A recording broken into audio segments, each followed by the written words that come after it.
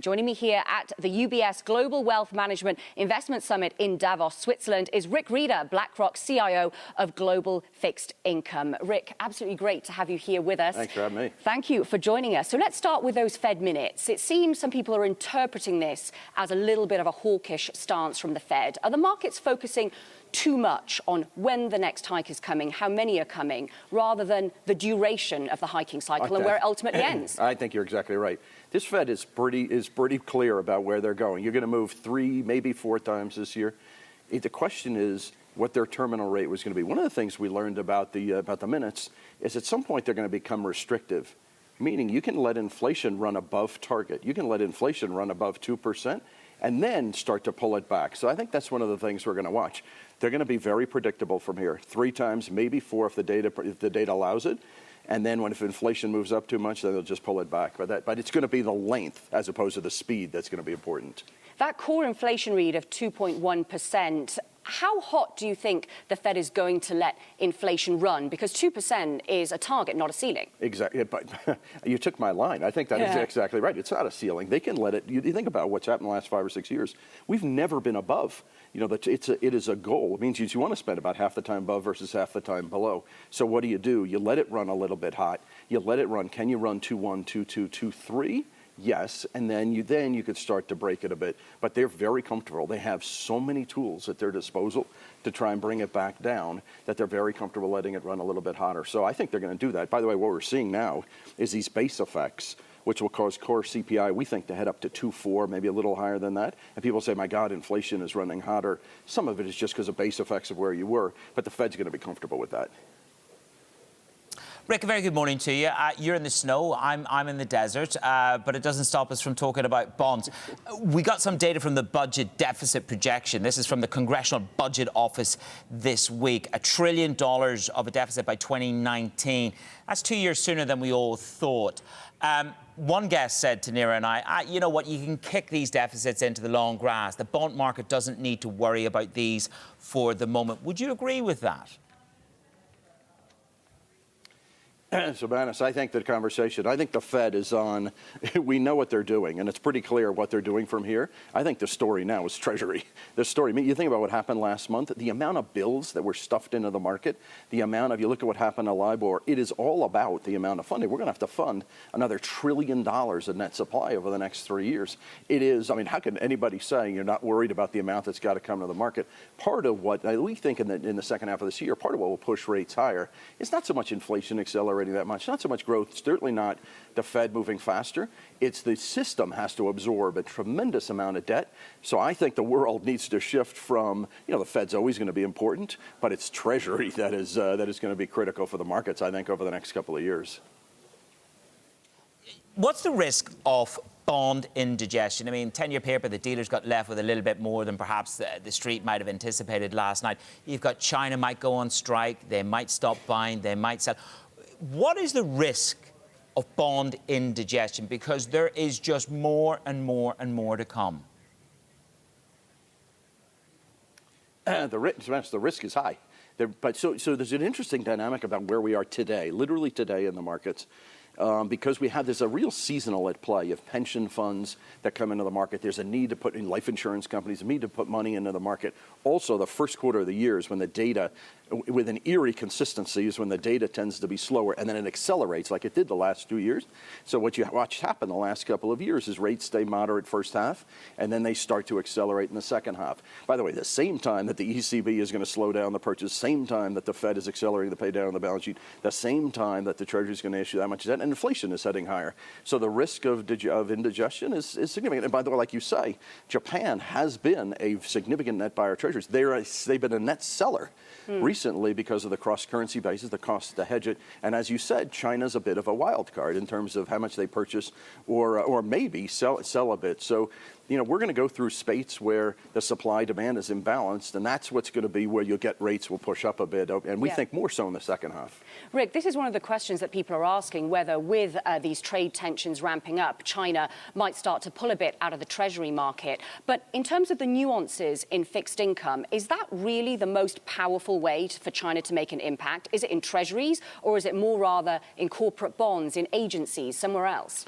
So, it's a tricky thing. I mean, it's, and I think that's all in the tail scenario that I think generally China would rather not change around how they think about their treasury holdings or sell treasuries. But there is a chance, and it is certainly significant. China's become very big players in all the markets, and how they start to move that around, I think, is going to be significant. By the way, the most significant one that we watch like a hawk is the currency. How does China in this dynamic, how do they think about, do they weaken their currency a bit alongside of that? Our sense is no, because there are the other impacts in play. But certainly we're watching treasuries, certainly we're watching their other holdings. But I would say near term, the thing we watch the most is how they let the currency move relative to some of these dynamics, because that's a big tool. Rick, can I bring you back to one of the pieces that you flag up? You talk about, I love it, the 1990s. Now, that fills me with awe, and it fills me with dread, because in the 1990s, Alan Greenspan shocked and awed the market in a way that I don't think any young bond trader could possibly hack quite now. How strong is USA growth? Because if you're saying that the employment market looks like the 1990s, then surely, Rick, it is only a moment of time that the ECI data that you refer to ratchets higher. Yeah, so I'd say, by the way, I was a young trader in the 1990s, so it's actually, I think about that. It's like, that seems like a long time ago. Listen, the growth, if you could say one thing that I'm pretty certain about, or I'm certain about into the second half of the year, is growth is going to be strong, because you're seeing CapEx accelerate. When CapEx accelerates, it is the best indicator of your forward growth is going to be strong. So could you hit 5% nominal GDP this year? Absolutely. 3%, you can get 3% real, you can get 2% inflation, get you a 5% number. And as long as CapEx continues, listen, the one wild card is the trade thing is a big deal. I mean, how companies think about investment, how they think about CapEx. Do you pull back because this gets to be more pernicious a dynamic than you would think, particularly for big multinationals?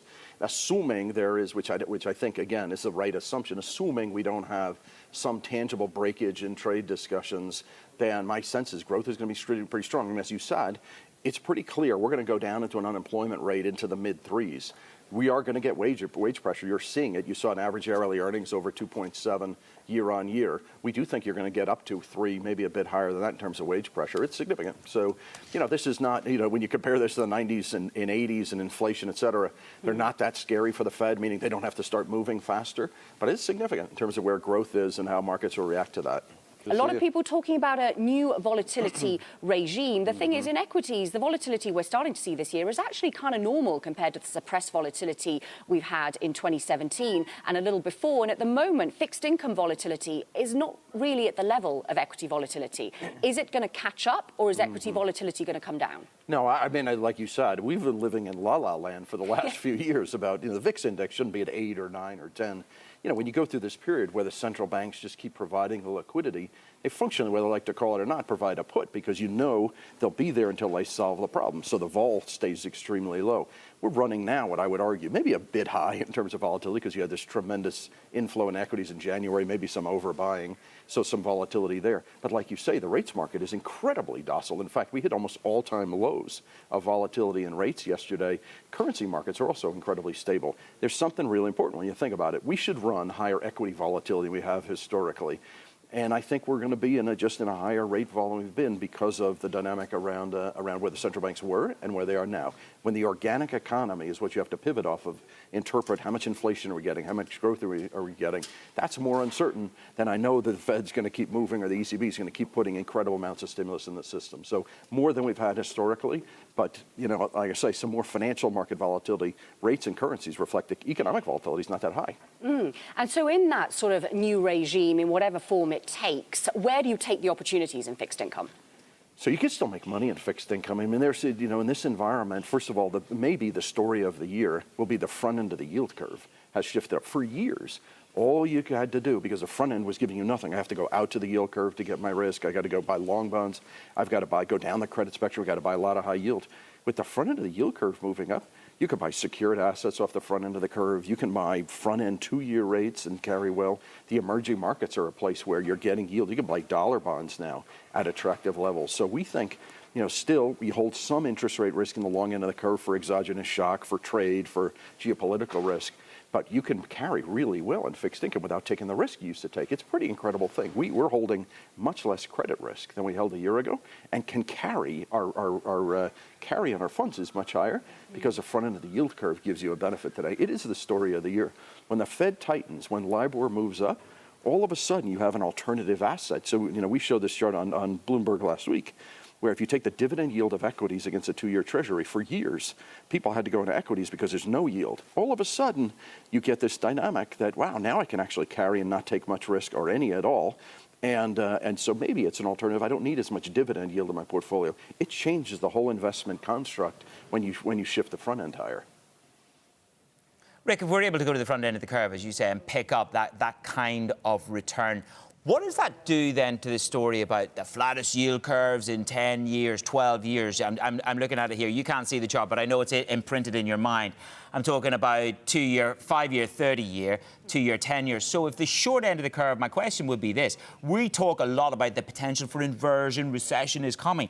But if the short end of the curve is priced, is the short end of the curve priced to perfection? Because that's tied back to your initial statement about where is the terminal rate. So when you look at everything that you've just said, are we over-egging the inversion story? I mean, I think the inversion story, there's so much of it about, what happens a couple of 3 basis points. If you're constructing portfolios, what's happening now is, and we do some of this, we buy some of the long end of the curve. Pensions, life insurance companies have to buy long end of the curve today to match their liability stream, so the back end holds in extremely well. And we buy some of it for protection against geopolitical risk, et cetera. However, when you think about the corpus, so you think about the bulk of your portfolio, I know that I can carry extremely well without taking the risk. I mean, people forget, after quantitative easing, the 30-year Treasury has a 20-year duration. All the math means about 20 basis point move in a 20-year duration is 4 points. So meaning you could get a hit, which you had at the beginning of the year. You think about what happened in January, you could lose 4, 5, 6% on your principal in the back end of the curve. So if you are an investor and I would talk to clients about it, yes, hold some long end risk. Places like municipals in the U.S., we like to do it, but be very careful about that back end, particularly in the second half of the year. I'm not that worried about it because of these seasonals in the first half, but where do you get your yield? Make sure your yield, you can get your carry, you can get your income, and feel a whole lot safer about, because the Fed's not going to outrun you in terms of speeding up to because inflation's running at 2.1%, and that you can feel much better about. I'm going to generate positive return in fixed income.